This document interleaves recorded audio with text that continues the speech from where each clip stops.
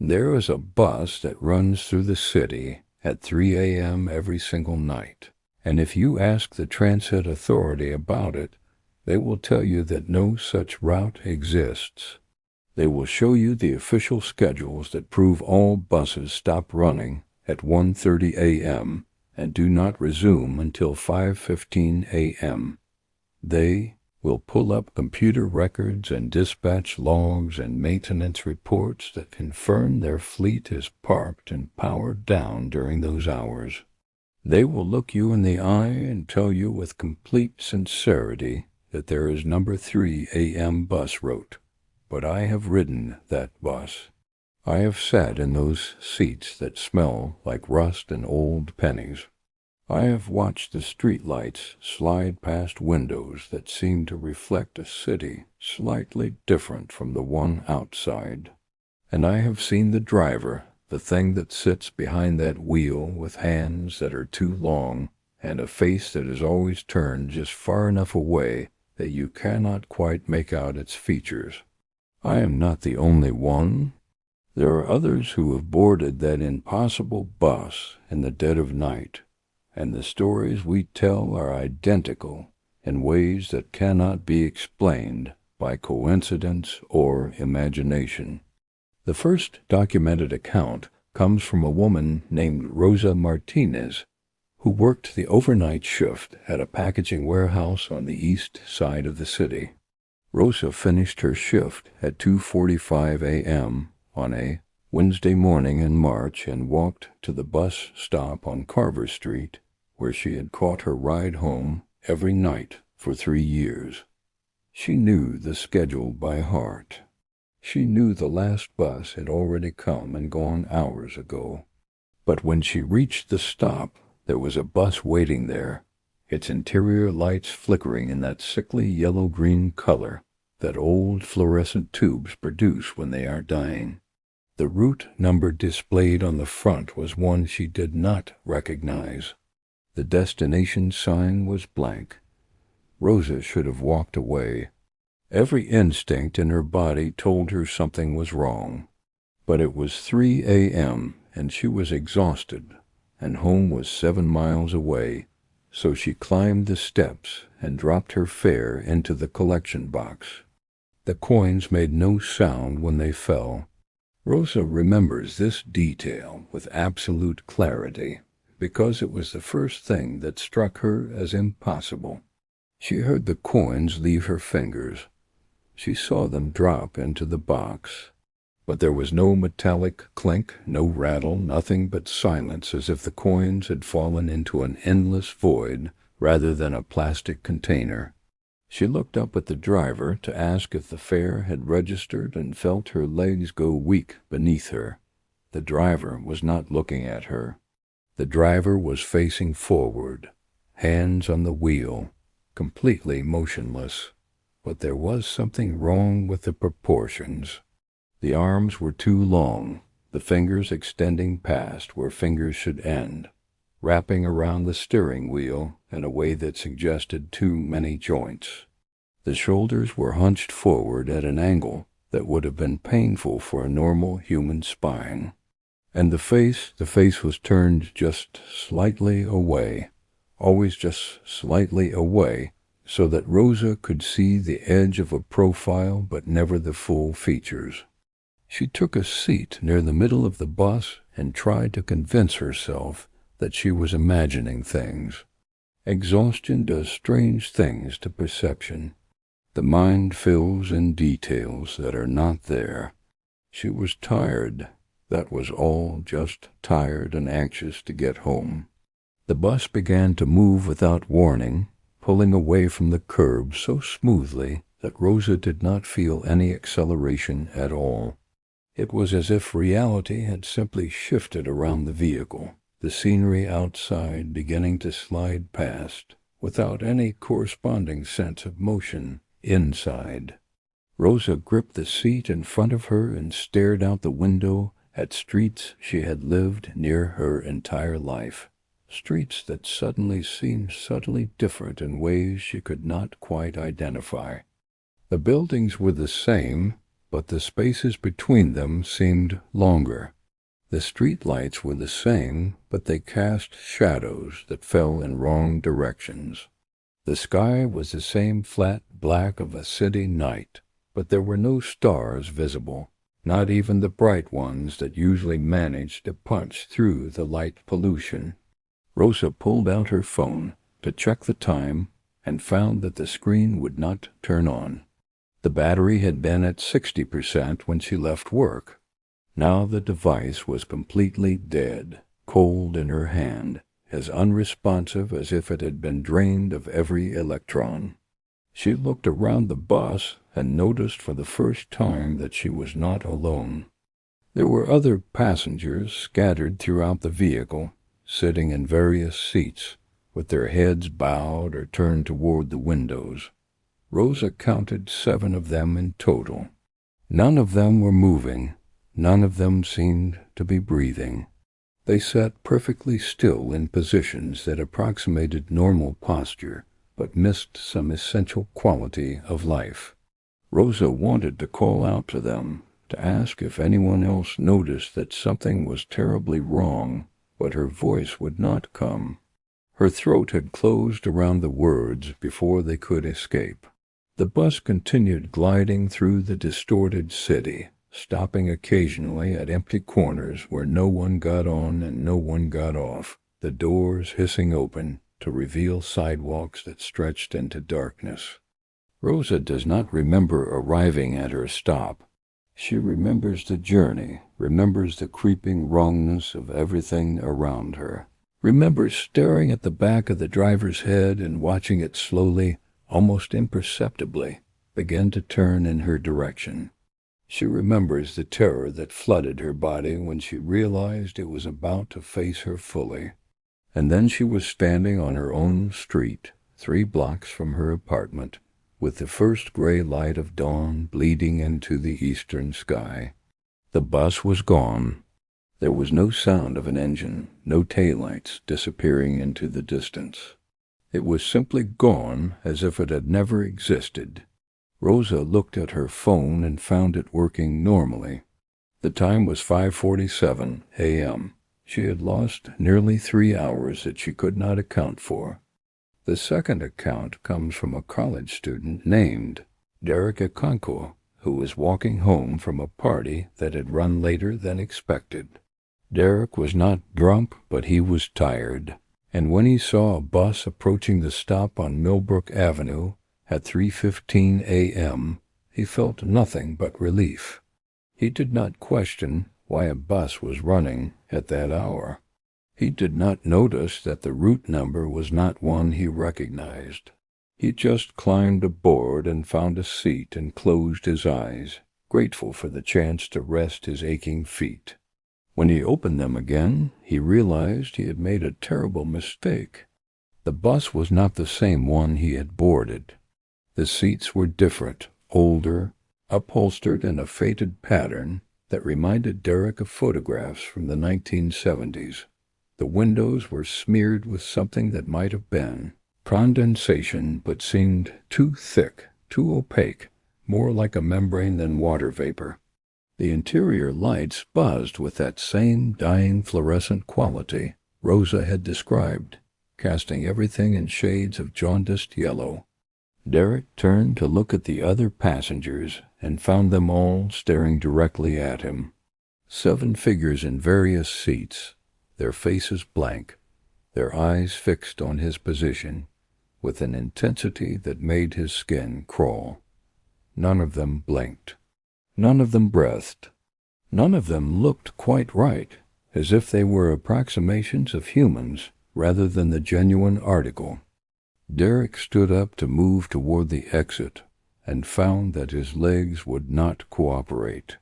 He could feel them, could sense the muscles and bones that made up his lower body, but the signals from his brain were simply not reaching them. He was frozen in a half-standing position, one hand gripping the seat back, his body refusing to complete the motion he had initiated. The other passengers continued to stare.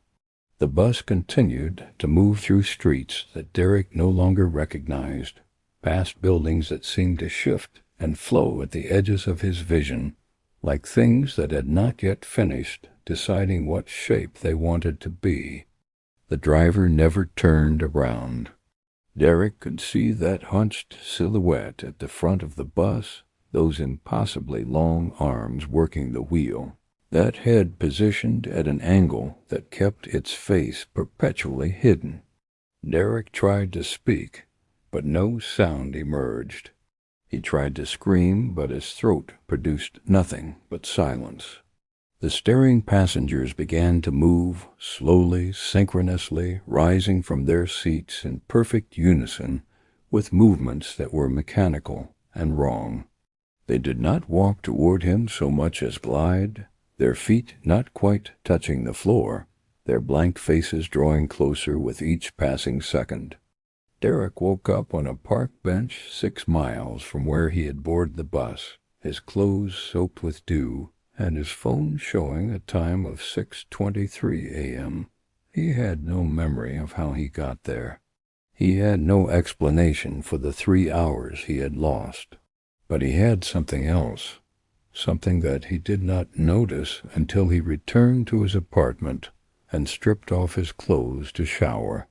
There were marks on his arms, small circular bruises, arranged in patterns that suggested fingers that were too long and had too many joints. The bruises faded after a week, but the memory of them has never left him. The third account is the most disturbing because it comes from someone who should not have been able to give any account at all. Marcus Webb was a paramedic who had worked the night shift for over a decade and had seen every kind of trauma the city could produce. He was driving the ambulance back to the station at approximately 3:30 a.m. when he saw the bus stopped at an intersection 3 blocks ahead. Marcus noticed it because nothing should have been stopped at that intersection at that hour. The traffic lights were not working. The street lights on that particular block had all gone dark. The bus was simply sitting there, its interior lights glowing with that sickly yellow-green luminescence, its engine producing no sound whatsoever. Marcus slowed the ambulance as he approached, something in his gut telling him to be cautious. His partner, a young woman named Stephanie Chun, asked why they were stopping. Marcus could not answer because he was staring at the bus, watching the shadows move behind those smeared windows, trying to make sense of what he was seeing. The figures inside were not sitting in seats. They were pressed against the windows, dozens of them, far more than any bus could hold, their hands splayed flat against the glass, their faces obscured by that thick membrane that coated the interior surfaces. And they were all looking directly at the ambulance. Marcus reported her disappearance to the authorities, but could not provide any coherent explanation for what had happened. The investigation turned up nothing. Stephanie Chun was listed as a missing person, and eventually her case went cold, filed away with all the other disappearances that the city could not explain. Marcus left the paramedic service and spent months trying to find answers, talking to anyone who would listen about the bus he had seen and the thing that had taken his partner. Most people thought he was having a breakdown, but some people, the ones who had ridden that 3 a.m. bus and survived, they knew he was telling the truth. I found Marcus through an online forum dedicated to unexplained experiences. He was reluctant to speak with me at first, afraid that telling his story again would attract attention he did not want. But when I shared my own experience, when I described the 2 long arms and the face that was never quite visible, and the passengers who stared without breathing, he agreed to meet. He told me about Stephanie. He told me about the months he had spent researching the bus, tracing its appearances through police reports and hospital records, and the scattered testimonies of other survivors. He told me what he had learned, and what he told me keeps me awake at night. I have ridden the 3 a.m. bus twice. The first time was an accident, a mistake made when I was exhausted and desperate to get home after working a double shift. The second time was intentional, an attempt to understand what had happened to me, to confront the thing that had stolen hours from my life and left me with nightmares I cannot escape. I boarded the bus at the same stop on Carver Street where Rosa Martinez first encountered it. I sat in the same middle section where Derek Okonkwo was surrounded by staring passengers. I watched the city slide past windows that showed a version of reality slightly off from the one I knew. The driver did not turn around during the entire journey. The other passengers sat motionless in their seats, their blank faces pointed in my direction, but their eyes seemingly focused on something behind me, something I could not see no matter how many times I turned around.